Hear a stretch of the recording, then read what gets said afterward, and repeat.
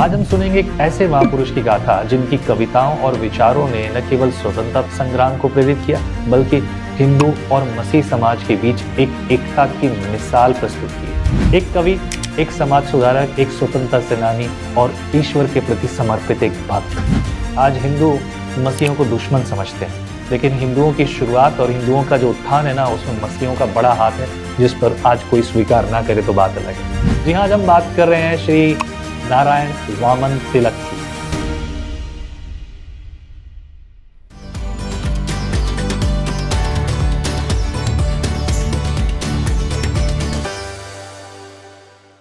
Praise the Lord, जय मसीह की। स्वागत है आपका एक और बार विजनरी रेडियो टीवी के इस खास प्रोग्राम जिसका नाम है इंडियन क्रिश्चियन फ्रीडम फाइटर्स की कहानी। जी हाँ, ऐसी कहानी जो लोगों को पता नहीं है, हम बताएंगे, मिलकर बताएंगे। इसमें आपकी सहायता मुझे ज़रूरी सहायता चाहिए। आमीन। इतिहास एक ऐसा ज़रूरी भाग है। अगर आपने भी इतिहास नहीं देखा कि भारतीय क्रिश्चियन मसीह लोग क्या हैं और उनकी सेवा क्या है, केवल शुभ समाचार की सेवा नहीं परंतु भारत की आज़ादी के लिए उनके बलिदान क्या है। लोग इनकार करते हैं, लेकिन हम सच बताएंगे और उसमें आपकी सहायता ज़रूरी चाहिए। आमीन। आज बात करेंगे एक ऐसे महान सेवक के बारे में जिनके बारे में लोगों ने चर्चा नहीं की। वो लोग उनके बारे में दूसरे नज़रिए से देखते हैं, उनके बारे में कुछ और बातें करते हैं, लेकिन हम बात करेंगे एक ऐसे सेवक की जिन्होंने अपने जीवन को न केवल भारत की सेवा के लिए परंतु आत्मिक सेवा के लिए भी आप सबके लिए दिया। हम भले ही बात ना करें, लेकिन इतिहास ज़रूरी है। आज हम सुनेंगे एक ऐसे महापुरुष की गाथा जिनकी कविताओं और विचारों ने न केवल स्वतंत्रता संग्राम को प्रेरित किया बल्कि हिंदू और मसीह समाज के बीच एक एकता की मिसाल प्रस्तुत की।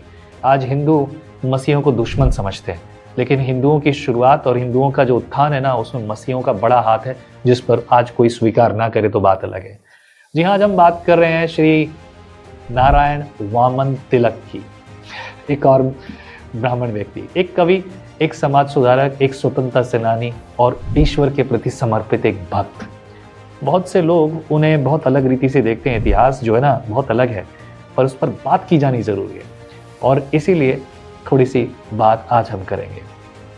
6 दिसंबर 1861 महाराष्ट्र के कराज गांव में एक बालक का जन्म हुआ, जिसके बारे में लोगों को पता नहीं कि वो आगे जाकर क्या करने वाला है। ये वही बालक था जो आगे चलकर भारत की आत्मा को झकझोरने वाला और कवि और मसीह योद्धा बना। एक ऐसा योद्धा जिसके बारे में लोगों ने सोचा नहीं कि भारत के लिए एक ऐसे पुरुष का जन्म हो रहा है। छोटी अवस्था में उन्होंने मराठी भक्ति आंदोलन के और संतों का प्रभाव बहुत था। सोच विचार थी, अच्छी विचार थे, क्योंकि घर के ऐसी शिक्षा थी। नासिक में उन्होंने संस्कृत की शिक्षा पाई और 1880 में लक्ष्मीबाई से विवाह किया। उनकी पत्नी का नाम लक्ष्मीबाई था। आगे चलकर लक्ष्मीबाई स्वयं भी एक महान लेखिका बनी।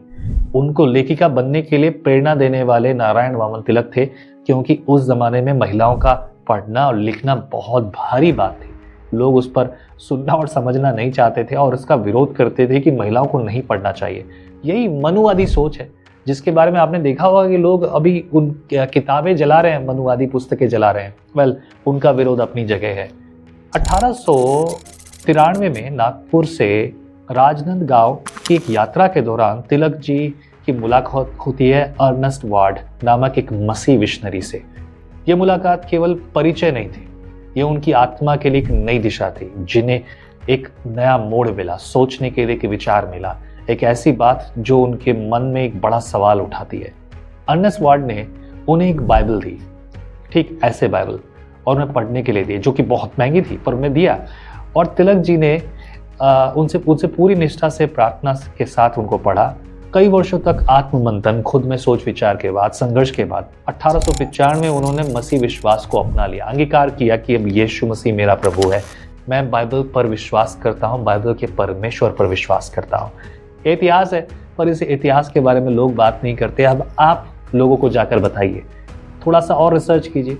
मेरी रिसर्च अधूरी हो सकती है, जो मैं आपके लिए कर पाया वो बस मैं आपके लिए लेकर आया। उनका ये निर्णय आसान नहीं था। उनकी पत्नी लक्ष्मीबाई भी उसके खिलाफ हो गई और उनके लिए भी कठिन था।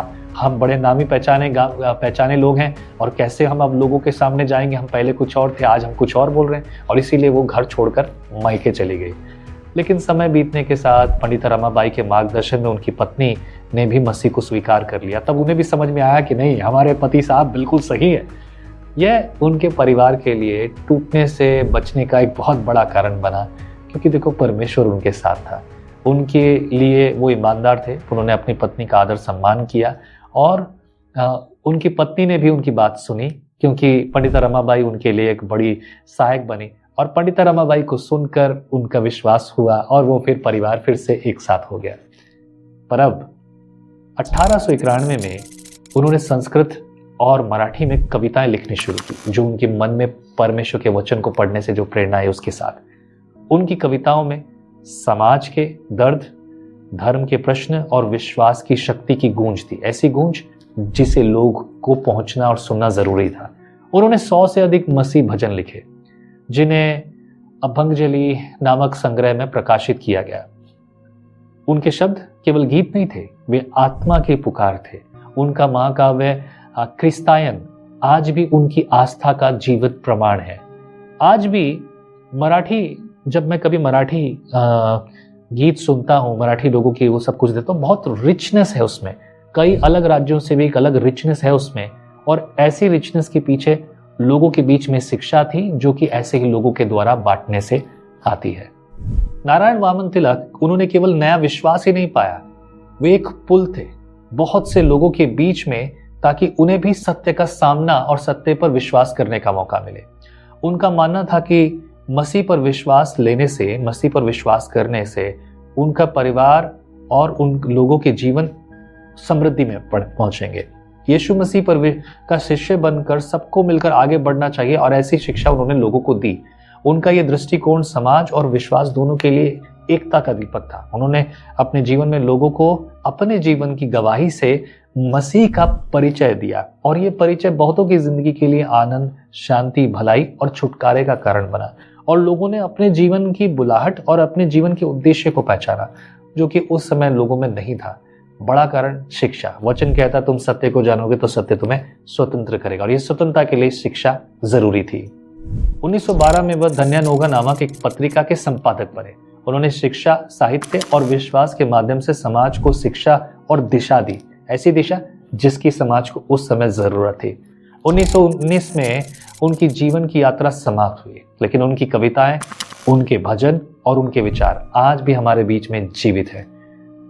शायद अगर आप मराठी हैं तो शायद कुछ ना कुछ आपने उनके द्वारा सुना होगा, और अगर नहीं तो आप अपने चर्च में लोगों से पूछिए कि नारायण वामन तिलक के द्वारा कुछ लिखी हुई आपको कुछ ना कुछ जरूर मिल जाएगा। इतिहास है और ये जरूर आपको मिल जाएगा। उनका जीवन हमें यह सिखाता है कि आस्था कठिन हो सकती है, लेकिन वही आस्था समाज को जोड़ती है, प्रेम और एकता का संदेश देती है। उनके शब्द हमें प्रेरित करते हैं कि हर परिस्थिति में विश्वास पर अडिग रहें, वो विश्वास जो मसीह पर है, सत्य पर है, और अपने जीवन से समाज में शांति और परिवर्तन ले आए। यदि आप अपने जीवन में यीशु को रखते हैं और यीशु के साथ आप जीते हैं, तो आपके जीवन से लोग यीशु में जीते हैं। और यही जीवन नारायण वामन तिलक ने लोगों के सामने रखा, और ये गवाही थी मेरे प्रियो, जो उन्होंने अपने जीवन से लोगों को दी। आज उनकी गवाही मैं आपको दे रहा हूं, और मैं ये चाहूंगा कि इस गवाही को आप दूसरों को दीजिए। जरूरी नहीं ये वीडियो आप किसी को भेजें, अगर आप किसी को नहीं बता सकते तो ये वीडियो भेजिए, पर मैं आपको सलाह दूंगा वीडियो भेजने की बजाय आप खुद लोगों को बताइए, खुद थोड़ी रिसर्च कीजिए, बताइए कि नारायण वामन तिलक का भारतीय मसीह समाज के लिए कितना समर्पण था और उनकी सेवा क्या थी। खासतौर से महाराष्ट्र के जब वो थे तो एक मराठी सेवक उन्होंने बनकर भारत के लिए स्वतंत्रता सेनानी के रूप में काम किया। अब आपकी बारी है, आज भी लोग बंधुआई में हैं, उनके लिए स्वतंत्रता सेनानी का कार्य आप भी कर सकते हैं। प्रभु आपकी सहायता करे। यदि आप इस प्रोग्राम से प्रेरित हुए हैं तो नीचे लिखे नंबर पर आप हमें अपनी ऑफरिंग्स भेज सकते हैं, ताकि हम सेवकाई में और आगे बढ़ें। यदि आपके मन में कुछ सवाल है तो नीचे लिखे नंबर पर आप मुझे व्हाट्सएप मैसेज करें। फ़ोन ना करें प्लीज़, फ़ोन पर बात मैं नहीं कर सकता, लेकिन हाँ, आपके द्वारा पूछे गए या किसी भी प्रश्न को या फिर आपकी प्रेयर रिक्वेस्ट को जवाब मैं ज़रूर दूंगा। प्रभु आपको आशीष करे। फलवंत और बलवंत होते रहिए, और भारतीय क्रिश्चियन फ्रीडम फाइटर्स के इतिहास के बारे में लोगों से बात कीजिए। प्रभु आपको आशीष करे। और ये वीडियो देखने के लिए इस प्लेलिस्ट को सब्सक्राइब कीजिए, ताकि इस प्लेलिस्ट में आपको नए नए वीडियोस और पुराने और नए देखने को मिले। आमीन। प्रभु आपको आशीष करे। Praise the Lord.